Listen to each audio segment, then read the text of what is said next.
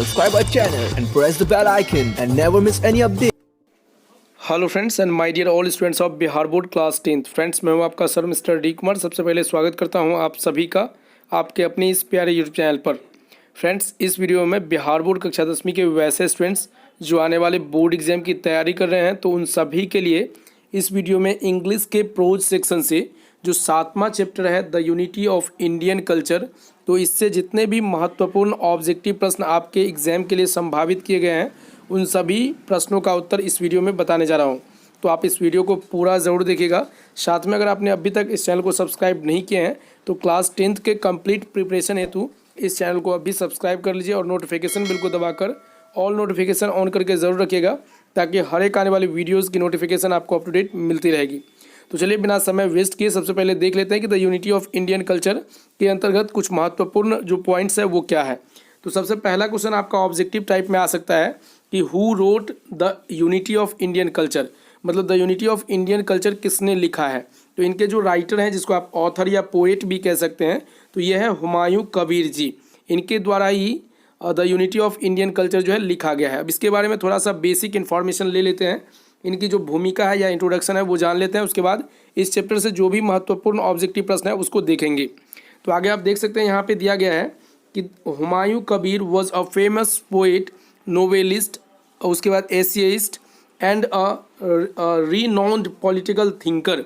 ये जो है बहुत ही फेमस प्रसिद्ध एक पोएट है, नोवेलिस्ट है, मतलब जो उपन्यास लिखते हैं और ऐसे सब लिखने वाले हैं, और जो पॉलिटिकल थिंकर होते हैं, राजनीतिक जो विशेषज्ञ होते हैं ये हैं।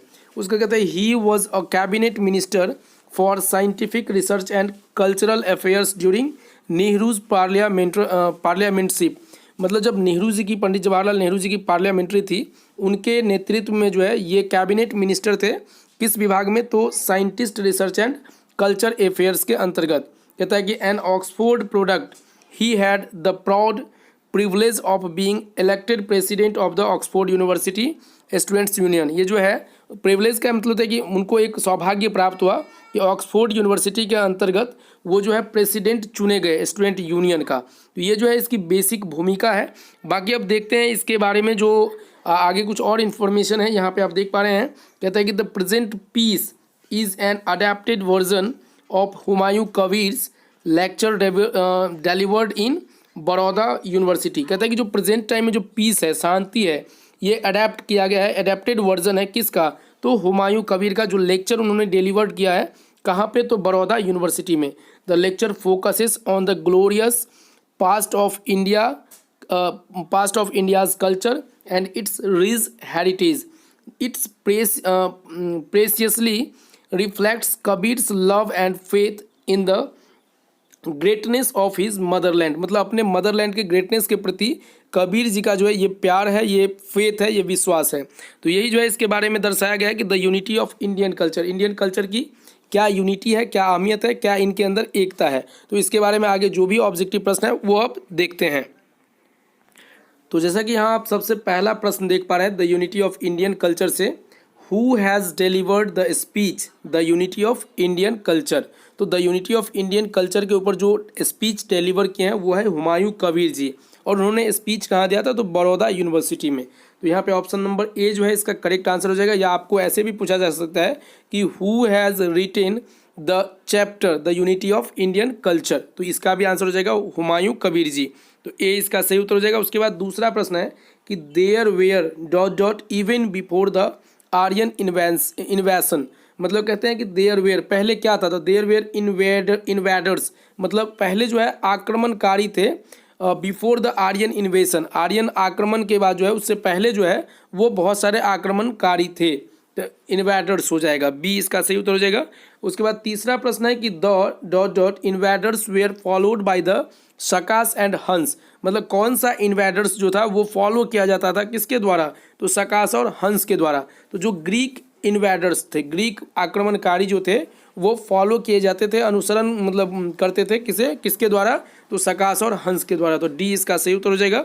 उसके बाद आगे चौथा प्रश्न है कि we find a remarkable unity of, remarkable का मतलब होता है विश्वसनीय या फिर जिसको उल्लेखनीय कह सकते हैं। तो कहता है कि we find a remarkable unity of, यहाँ पे दिया गया spirit remarkable unity of spirit का मतलब होता है उत्साह, चाहत, एक उमंग भर जाना। तो कहता है कि we find a remarkable unity of spirit in forming Indian culture throughout the edges.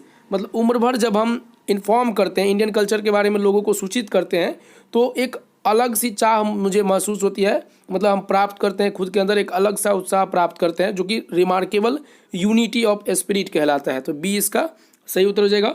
पांचवा क्वेश्चन है कि what is amazing about the Indian culture is it's. मतलब कहता है कि अमेजिंग जो इंडियन कल्चर के रिगार्डिंग जो अमेजिंग चीज़ें हैं वो क्या है, तो इज इट्स वैटालिटी। वैटालिटी की मतलब होता है मार्मिकता। जो इनके अंदर जो मार्मिक है इंडियन कल्चर के अंदर, जो भारतीय संस्कृति है उनके अंदर जो, या सभ्यता है उनके अंदर जो भी मार्मिकता है वो बहुत ही अमेजिंग है। तो ऑप्शन नंबर सी इसका सही उत्तर हो जाएगा। उसके बाद छठा प्रश्न है कि the ancient world through of fine flowers of dot dot in many lands. तो क्या हो जाएगा, flowers of civilisation in many lands. तो छठा का जो आंसर होगा वो बी होगा। इसका मतलब ये हुआ, जब पूरा लाइन आप इसको कवर करेंगे कि the ancient world through of fine flowers of civilisation in many lands, इसका मतलब हुआ कि प्राचीन विश्व, जो एंशिएंट का मतलब तो जो प्राचीन विश्व है, एंशिएंट वर्ल्ड का मतलब हुआ प्राचीन विश्व, और पूरे लाइन का जो मतलब होता है कि प्राचीन विश्व ने अनेकों देशों में, एनी मतलब मेनी लैंड्स, अनेकों देशों में जो है सभ्यता के सुंदर पुष्प जो है वो फेंके थे। तो इसमें क्या हो जाएगा इसका answer, fine flowers of civilisation, B इसका सही उत्तर हो जाएगा। सातवां प्रश्न है कि Indian society has the capacity. Capacity का मतलब होता है क्षमता। तो इंडियन सोसाइटी के पास ये कैपेसिटी है किस चीज़ का, किस चीज़ के लिए, तो रीएडजस्टमेंट करने की, मतलब पुनर्स्थापित करने की। जैसे कि आप सभी को पता होगा कि लगभग 200 वर्षों तक भारतवर्ष जो है वो अंग्रेज़ों के अधीन रहा, लेकिन उसके बाद भी इनके अंदर ऐसी कैपेबिलिटी है, ऐसी कैपेसिटी है कि उन्होंने खुद को फिर से स्थापित किया, रीएडजस्टमेंट किया। तो बी इसका सही उत्तर हो जाएगा। उसके बाद आगे आठवां प्रश्न जो है कि the spirit of dot dot has characterised Indian history throughout the ages. Throughout the ages का मतलब हुआ उम्र भर। तो द स्पिरिट ऑफ यहाँ पे हो जाएगा टॉलरेशन। टॉलरेशन का मतलब होता है कि आप कोई भी चीज़ सहन करते हैं, सहनशीलता।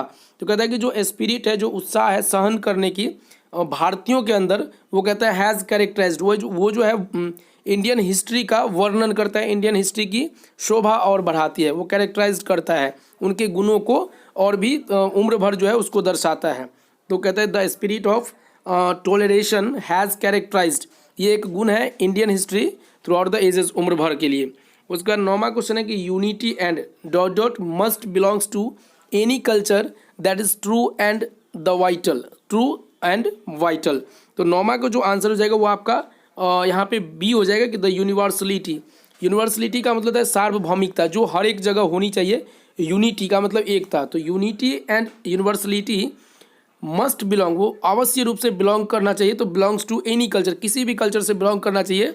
दैट इज़ ट्रू, जो कि सही भी है, और वाइटल का मतलब महत्वपूर्ण भी है, वो आवश्यक भी है। तो इसका हो जाएगा यूनिवर्सलिटी, बी इसका सही उत्तर हो जाएगा। उसके बाद 10वां प्रश्न है कि civilisation is the dot dot of society which creates the condition of culture. तो कहता है सिविलाइजेशन एक संस्था है। Civilisation is the organisation of society. किसी भी सोसाइटी के लिए जो सिविलाइजेशन सभ्यता होती है वो क्या कहते हैं कि सिविलाइजेशन का मतलब होता है संस्कृति। तो ये कहता है कि सिविलाइजेशन इज द ऑर्गेनाइजेशन, ये एक संगठन है किसी भी सोसाइटी के लिए, विच क्रिएट्स, जो क्रिएट करती है the condition of culture, culture के कंडीशन को वो क्रिएट करती है। तो इसका आंसर ऑप्शन नंबर डी हो जाएगा। उसके बाद 11 नंबर प्रश्न है कि there can be no culture without civilisation. बिना सिविलाइजेशन का कोई भी कल्चर संभव ही नहीं है। तो कहता है there can be no culture without civilisation. तो सी इसका सही उत्तर हो जाएगा। उसके बाद 12 नंबर प्रश्न है कि culture is the efflorescence of dot dot dot. तो culture is the efflorescence of civilization. Option number B जो है 12 का वो सही उत्तर होगा। तो यहाँ पे इफ्लोरेसेंस देख रहे हैं, इफ्लोरेसेंस ऑफ सिविलाइजेशन का जो मतलब होता है वो होता है सभ्यता का प्रवाह। कल्चर जो है सभ्यता का प्रवाह है। तो ऑप्शन नंबर बी इसका सही उत्तर हो जाएगा। बाकी 13 नंबर प्रश्न है कि there are civilised people among whom only a dot dot section have achieved culture. कहता है कि there are civilised people among whom, हमारे आसपास जो है बहुत सारे ऐसे सिविलाइज्ड पीपल हैं, लेकिन कहता है कि ओनली ए स्मॉल सेक्शन, मतलब कुछ ही छोटा भाग है जो कल्चर को अचीव करता है। हु हैव अचीव्ड कल्चर, जो कल्चर को अचीव्ड किए हुए हैं। हमारे आसपास आप सभी को पता होगा बहुत प्रकार के लोग होते हैं, लेकिन जो सभ्यता होती है, जो संस्कृति होती है, वो कुछ ही लोगों के अंदर देखने को मिलती है। तो इसका आंसर हो जाएगा स्मॉल, कि there are civilised people among whom only a, मतलब देयर आर सिविलाइज्ड पीपल है, लेकिन कहते हैं कि अमॉन्ग हुम मतलब कुछ ऐसे ही लोग हैं बहुत छोटे भाग में जो कल्चर को अचीव किए हुए हैं, प्राप्त किए हुए हैं। 14 नंबर प्रश्न है कि वन रिमार्केबल फीचर, मतलब एक ऐसी उल्लेखनीय गुण है या फीचर है जो कहता है कि ऑफ इंडियन कल्चर का is it's unity and continuity. भारतीय कल्चर की जो एक अच्छी गुण है वो है उसकी एकता और उनकी कंटिन्यूटी का मतलब होता है कि वो किसी भी चीज़ के प्रति कंटिन्यू होते हैं, मतलब उसमें जैसे होता है कंटिन्यूटी, आप समझ ही गए होंगे कि उसमें कोई भी काम आप करते हैं तो उसमें कंटिन्यूटी जरूरी होती है। तो ये रिमार्केबल फीचर है इंडियन कल्चर के लिए कि ये इसमें एकता है और कंटिन्यूटी है, तो ये इसका सही उत्तर हो जाएगा। उसके बाद जो अंतिम प्रश्न है इस वीडियो का और एवं इस चैप्टर का, क्योंकि 15 क्वेश्चन बहुत हो गया आपके बोर्ड एग्जाम के लिए, इसमें से 2 क्वेश्चन आपके एग्जाम में निश्चित रूप से पूछे जाएंगे। तो इसी प्रकार से अप टू डेट वीडियो आप प्राप्त करने के लिए चैनल को जरूर सब्सक्राइब करके रखिएगा, क्योंकि क्लास 10th के एग्जाम के लिए जितने भी महत्वपूर्ण VVI क्वेश्चन हैं जो आपके एग्जाम में आने वाले हैं, वो सभी मैं आप लोगों को इसी तरह के पार्ट वाइज वीडियो के माध्यम से प्रोवाइड करवाता रहूँगा। तो बाकी अंतिम प्रश्न है कि dot dot is in one sense the common characteristics of all culture. तो कहता है unity is one sense, unity का मतलब होता है एकता, तो unity is one sense the common characteristics of all culture. हर एक कल्चर के लिए जो यूनिटी है वो एक कॉमन कैरेक्टरिस्टिक है, तो इसका आंसर ऑप्शन नंबर ए हो जाएगा। तो आशा करते हैं आप सभी को ये वीडियो अच्छी लगी होगी।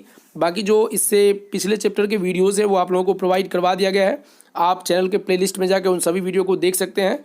तो मिलते हैं नए वीडियो में आगे के चैप्टर के क्वेश्चंस के सॉल्यूशन के साथ, तब तक लेते हैं अलविदा। जय हिंद, जय Bharat. Thank you so much.